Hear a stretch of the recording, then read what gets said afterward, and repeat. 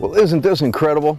On Great Getaways, we're going to take you to a lot of incredible places, just as scenic and as beautiful as this.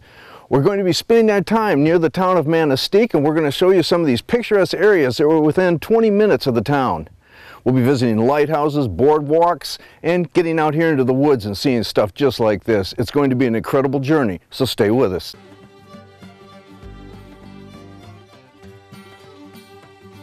Shuswap Point is a small harbor on northern Lake Michigan and is located on the south shore of the Upper Peninsula. Native Americans and French fur traders traveling in canoes across the rough waters of Lake Michigan found this harbor to be the only refuge between St. Ignace and Manistee. The French gave it its name, which means only choice. I'm here with Jean Williams right now. She's part of the Historical Society out here at the Shuswap Point Lighthouse. Jean, one of the first questions I got to ask you, how many people get the name right when they get here? First thing everyone asks is, how do you say this? And most people say soul choice, because that's what it looks like when it's spelled out. It's Shuswap, it means only choice, and it's French. Okay, I assumed it must have been French. Only choice, why the name there? Because of the first French trappers and traders that started coming this way from Mackinac Island. When you're out in Lake Michigan and you see a big storm blowing this way from the Green Bay, this is your only choice. You come into this harbor bay area here and you know you're going to be safe. Okay, very good. Now this is one of the premier lighthouses along Lake Michigan. Can you tell us a little bit about it? Well, the lighthouse here was started in 1892. They ran out of funds. They had to reappropriate some money to finish it. It was finished in 1895 and the light was lit for the first time then. It was, I believe, a third order Fresnel lens, and the Fresnel lens is gone. When it was decommissioned, the Fresnel lens was taken out and we don't know where it's at. The Fresnel lens shone 18 miles out into the lake to help keep the many freighters at that time off of the point and the rocks in this area, and also to help them get into the safe bay here. We have an airport beacon in it now, and it still is visible 18 miles out. The freighters that come in here to Port Inland Quarry, they use our light to get into their channel to come in. We have ships coming in every day. So it's pretty interesting to be able to see a big freighter if you've never seen one come in. The lighthouse is open every day during the summer from Memorial Day weekend until the middle of October. We kind of plan that with the big Lighthouse Festival that's down in the Alpena area, so we stay open that weekend to pick up people coming through. And we have tour guides who volunteer through the Gulliver Historical Society, and they have had the lighthouse and have been taking care of it since the late 1980s. And we finally have the lighthouse open, the tower. We also have the fog signal building that you can tour through, and that was the first thing that the Gulliver Historical Society worked on. And that's a local museum that shows about the fishing industry and the timber industry here in the Gulliver area. Our latest attraction is the boathouse, and we have that set up. We've got a lot of things that were given to us from the fishing families that had fished from along the Manistee and along this area here on Lake Michigan. So that's pretty interesting. We acquired this house here, which was built for Coast Guard in the 60s, and we acquired that about 10 years ago, and we're able to move our gift shop into there. We also have a theater that we run several of our award-winning videos about the lighthouse and about the Shuswap community here. The area grew out here and there was more shipping. They needed to have more men to run this because you had to take the fuel up every 4 to 5 hours to keep the flame lit on the tower, and you also needed somebody to run the fog signal if the fog was in. So they needed more people all the time, and that way you could get some time off too and not have to work 24 hours a day. So we've got that building now. We just got that back in the fall, had it moved down here. It was over on McDonald Lake, and we're starting to work on that. Very good, very good. Now, you may have mentioned this already, but people can climb the tower? Oh yes, yes. $2 fee to go into the house to see the whole house and to climb the tower. There's 96 steps climbing the tower. It's a pretty easy climb, and you can, on a clear day, you can see to the Beaver Islands. Wow. And you can really quite well see the ships when they come in to see the freighters. This looks like a good spot maybe to come out. I see you got a picnic table out here, but families come down and have picnics then too? It's a real family place. We encourage everybody to come and have picnics out here. We have picnic tables, and you can wander the whole beach area. It's a great place to find rocks. If kids are in, I always send the kids out to the beaches to look for fossils. It's a good place for fossils. Very good. The 96-step spiral staircase can be a challenge to climb to the top, but the view is spectacular. On a clear day, you can see all the way to the Beaver Islands, and on most days, you can see for miles down the rugged coastline as it drifts off into the distance. One thing about lighthouses is you can't be the faint of heart if you're going to climb these things. There's quite a few steps up, and you're a little out of breath sometimes when you get to the top, but once you get up here, what a view we've got. It's worth the climb. I always tell visitors it's very much worth the climb to come up here and be able to see. On a clear day, we can see south and see some of the Beaver Islands. You can see freighters coming in to Port Inlet to the quarry across our bay. And closer up, you can see our lilacs are still out there. Beautiful. And the last places to have lilacs, because it stays so cold with the winds coming off here. We go along with Mackinac Island. When they have the Lilac Festival, we have lilacs. Farther in, they're gone, and they've been gone for weeks. Now, beautiful grounds that you have here. We mentioned that people can come down here and have a picnic with the family, but you can actually go out and walk around a little bit. Walk around. You must have a fair amount of property here. Yes, I'm not sure exactly how many acres it is, but you can. You can go all the way around the point, along the shore, and it's great rock hunting.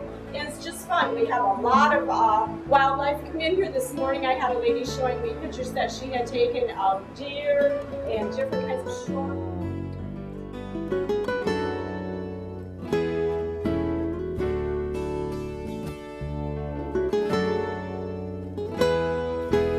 Moving on to our next destination, the Seney Wildlife Refuge. In 1935, Seney National Wildlife Refuge was established as a refuge and breeding ground for migratory birds and other wildlife. Today, Seney supports a variety of wildlife including endangered and reintroduced species. Bald eagle, common loon, and trumpeter swans are regularly seen during the summer months, especially June and July when they're raising their young.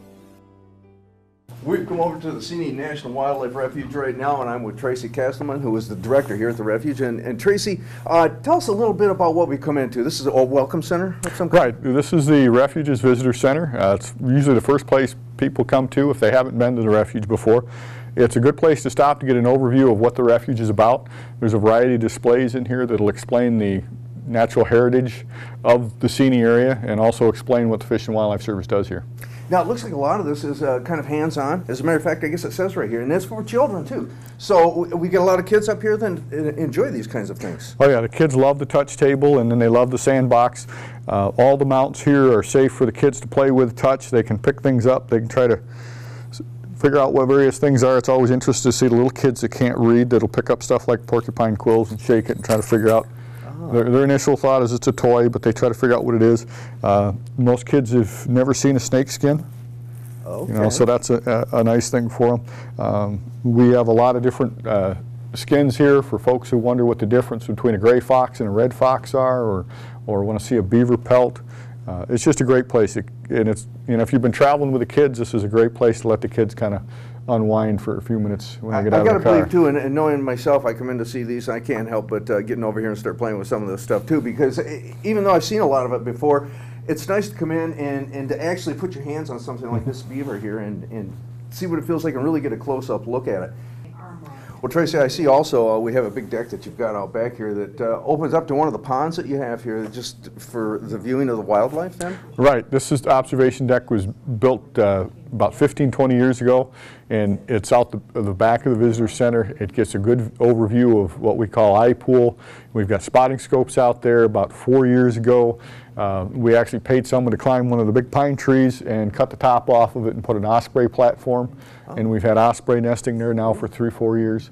So that's a great attraction. Most people don't get to see you know, the inside of a nest as close as they can here. So. Okay, so they can come right to this point, but this refuge is what, 95,000 acres or right, something? So there's a lot to it. What else can people come here and see? Well, we have 97 miles worth of roads that can be biked or walked. There is a hiking trail that leads from the north end of the visitor center and loops around one of the impoundments. That's about 1.25 miles.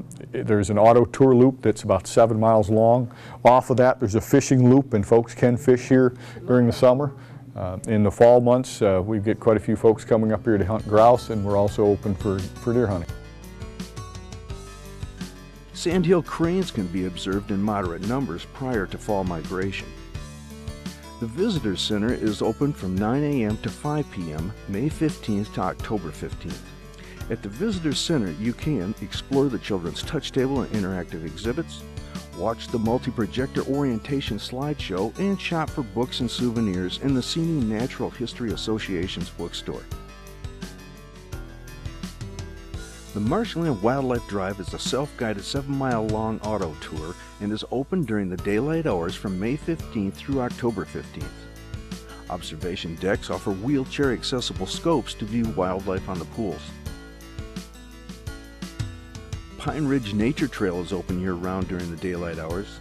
The 1.2-mile trail starts at the Visitor Center and takes visitors through a wide variety of habitats.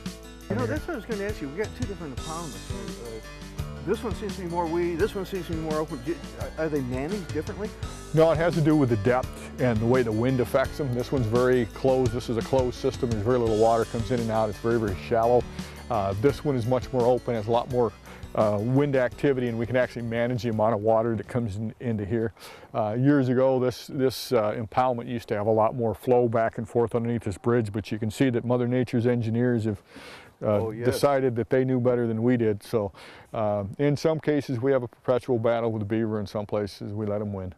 Okay, so the different depths are going to the plants and so forth that are in there, and what they attract then is going to be different. Right, and you know, most people think that you know, ponds should have a stable water level, but like with anything in nature, things cycle. And cycling is good. When you draw the impoundments down and you expose that soil, it allows a lot of the plants that have accumulated to start to break down and decompose and oxidize. It firms up the soil a little bit, and that recycled nutrients and that firmness of the soil will allow some emergent plants to sprout up. A lot of these plants that you see along the edges, you don't realize it, but they have small little seed heads to them, and that's what the waterfowl come in to feed on. So if you draw it down, let those plants grow up in a moist environment, and then reflood it in the fall, you'll see ducks working right along the edge of here. As you can see here, you can see some of the vegetation's been torn up and laying on the top, and the ducks are working and getting the roots and seeds from that particular plant. Okay. Trails are only open during the daylight hours, so you need to plan your trip carefully. Now this gives us a good idea what the spillway looks like, though.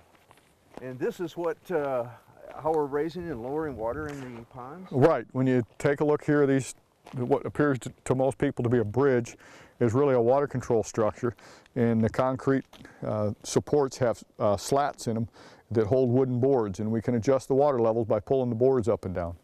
Okay. And if you take a look at this, you can see that Mother Nature's engineers tried to improve on our work, which really frustrates my maintenance workers. I'll bet it does.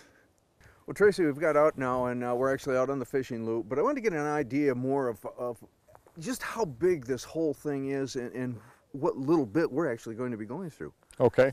The refuge is about 95,000 acres, and people say, well, what's an acre? Well, it's 200 feet by 200 feet, but sort of think about looking at that football stadium on Sunday afternoon. Picture about 96,000 of those. Oh, that's the size of the refuge. The green space you see when you look down on that stadium from the Goodyear blimp, that's roughly an acre. That's a good thing for folks to relate to. This refuge is 95,212 acres. When you drive around it, you get to see visually about 10 to 20% of that. So you get a very small amount. You'll actually be on the Wildlife Drive, which is 7 miles, or the Auto Tour Loop, which is an extra 3-mile loop off of that. And you get to see a small portion of the refuge. Over half the refuge doesn't even have a road in it. Now, we talked a little bit about the fishing, but can you fish anywhere? No, only a certain number of the impoundments are open certain times of the year. We've got a fishing loop, and the impoundments along that are open. The other impoundments are not open to fishing. And we do that basically just so we don't disrupt the wildlife on all the impoundments. And you mentioned no boats out here. Everything's shoreline fishing. Everything's shoreline fishing. You can wear your hip boots, but that's as far as you can go. Biking is a wonderful way to see the refuge because you can travel through large portions of the backcountry. All refuge roads are open to bicycles, but the refuge manager may close some during peak migrations. You always got to stop now and then at one of the tourist traps. In this case, we've got a beautiful gift shop here. It's just outside of Manistee, and we understand it's one of the largest in the north. So we're going to go and take a look around, see what they've got. We've come inside now, and there's just a whole bunch of things in here, and I've got Kathy Skoke here, and Kathy is the owner. And Kathy, you've got a lot of stuff here. Yes. Can you tell me a little bit about what you do carry in the store here? Sure. We have a lot of different brands. We try to carry a lot of affordable things for families, you know, people that come with all the kids.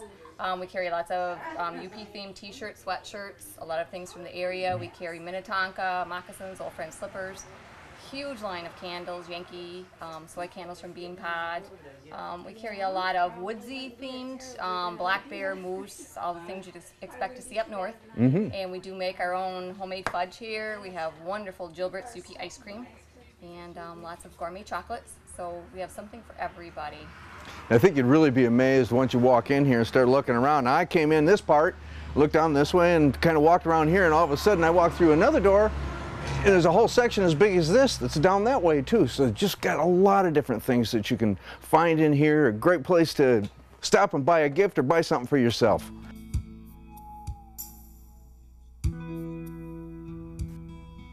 Palms Brook State Park is located at the northern terminus of State Highway 149, a 15-minute drive north of US 2 at Thompson. It's a rewarding side trip for the vacationer touring the Upper Peninsula, for here you can see one of Michigan's alluring natural attractions, Kitchita-Kippy, the Big Spring. The Big Spring is the largest in Michigan, 40 feet deep, and over 10,000 gallons of clear water gush per minute from the fissures in the underlying limestone. At the springs you are greeted by a new, more modern raft that has replaced the older, smaller raft that has served the spring for almost 60 years.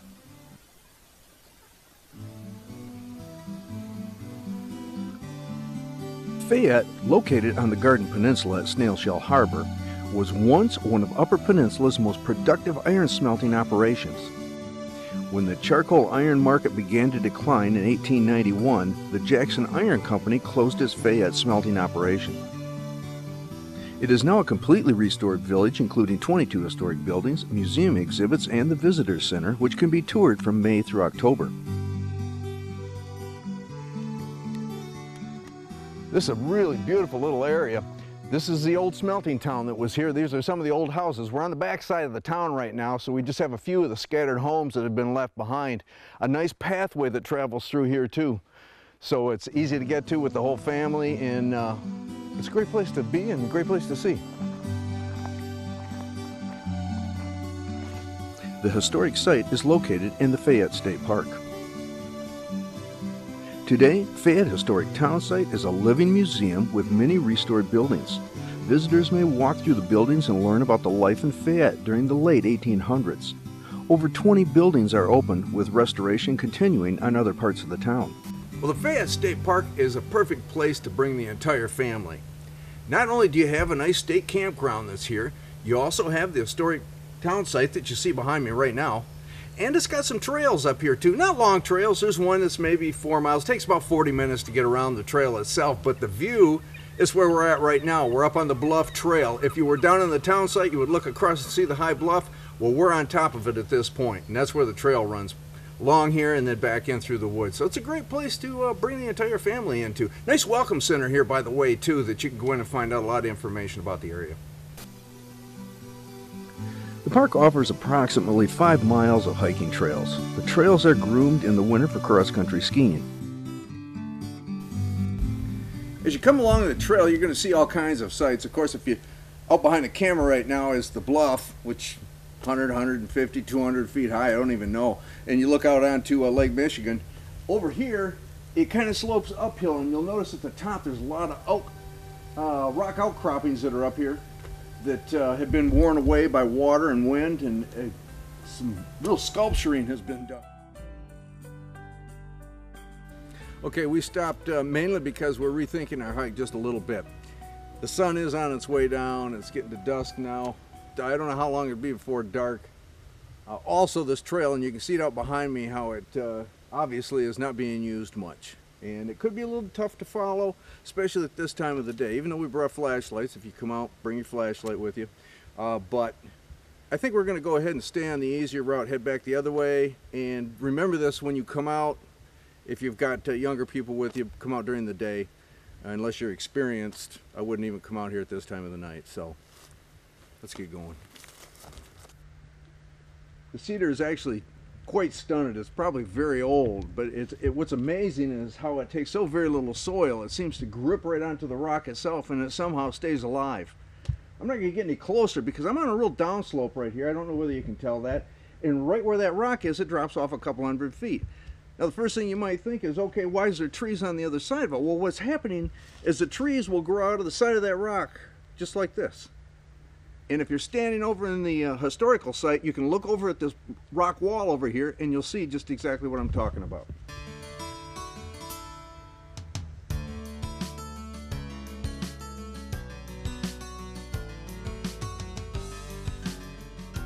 The historic settlement is listed on the National Register of Historic Places.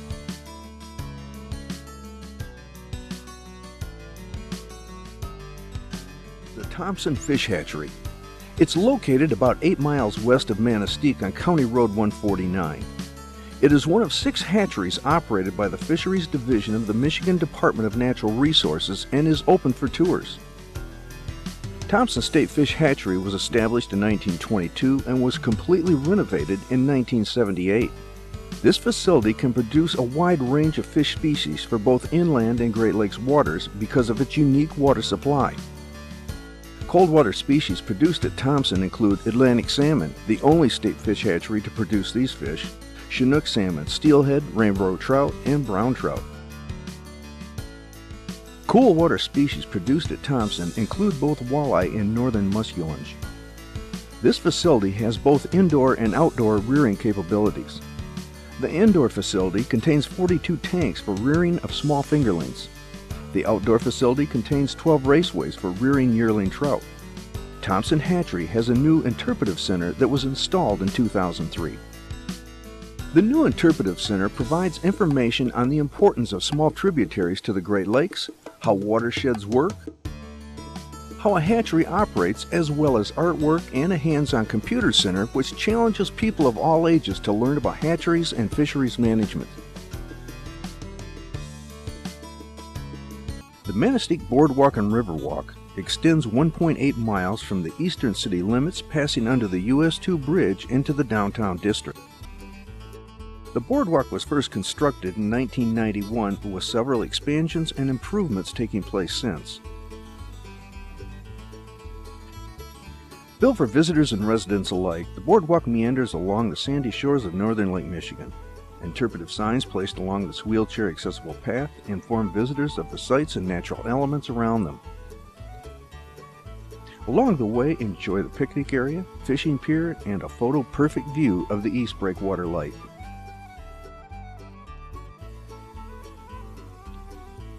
The picturesque red Manistee East Breakwater Light, located on the end of a concrete breakwater on the east side of the harbor where the Manistee River flows into Lake Michigan, welcomes travelers to the harbor town of Manistee.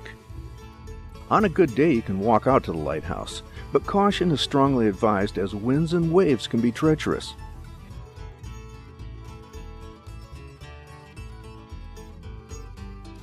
We hope you enjoyed today's show up here along the North Shore of Lake Michigan. It's a beautiful area to bring the family up to. You can really have a good time. There's many things to do, as you've seen on today's show. If you would like more information, you can go to our website at greatgetaways.tv. And I can't think of a better way to end than right here, watching the sun go down with this lighthouse in the background. Beautiful view. Come on up and try it.